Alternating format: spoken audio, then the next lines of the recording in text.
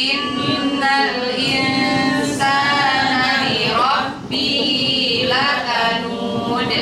Hari ini kita akan bahas kanud yang dicantumkan di ayat surah ayat 6. Itu adalah manusia-manusia yang tidak mensyukuri nikmat Allah. Banyak nggak Bu sekarang orang yang nggak bersyukur nikmat Allah? Banyak kali bahkan. Sangat-sangat banyak. Kenapa? Karena ternyata nikmat Allah itu sederhana, Bu. Salah satu yang akan kita bahas pada kesempatan hari ini, apa kaitannya antara sikap bersyukur dengan kesehatan mental? Ada kaitannya, karena mungkin basic saya adalah sarjana psikologi. Di sini saya ngajak ibu-ibu untuk bermental sehat. Mungkin selama ini ibu-ibu pikir yang bermental sakit itu yang jalan-jalan di pinggir jalan gitu ya Bu, yang nggak mandi, yang nggak pakai baju gitu ya Bu ya. Salah, ternyata manusia adalah mencari kebahagiaan dari agama. Yang kedua, bersyukur. Kebalikannya, kalau ada manusia yang tidak mampu bersyukur, sibuk mencela orang lain, sibuk mencari kesalahan orang lain, sibuk menghitung-hitung ujian yang Allah berikan sama dia, itu mental udah sakit.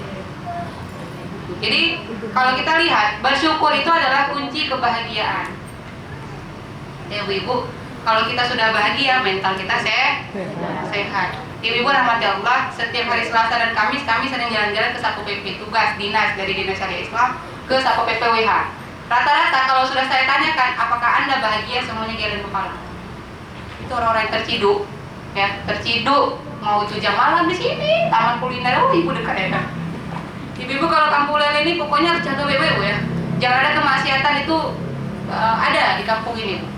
Ini ibu-ibu militan, saya doakan ibu-ibu di sini militan semua.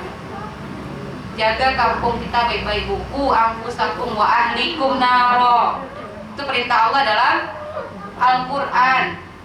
Nggak bisa kita cuma qu anfusakum, jaga diri kita aja. Ahlun kita sudah jelaskan di pertemuan sebelumnya. Ahlun definisinya bukan hanya keluarga, bukan keluarga inti, tapi keluarga satu iman, satu akidah. Jadi kalau misalnya ada kemaksiatan itu paling dekat tuh taman kuliner ulele, itu paling sering terciduk di situ. Sering kali Bu. Ibu tahu kemaksiatan apa yang paling sering dilakukan di situ? Karaoke, miras, sering ditangkap di situ. Khalwat, ibu tahu khalwat ya? Berdua-duaan laki-laki dan perempuan yang bukan mahram. Itu sering sekali di taman kuliner. Nah, pada saat saya tanyakan orang-orang yang terciduk di hari Selasa dan Kamis itu ketemu di kantor Satpol PP, mereka saya tanyakan apakah Anda bahagia, rata-rata nangis.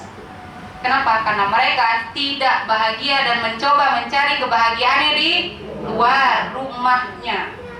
Maka ciptakan Bu kebahagiaan itu di rumah.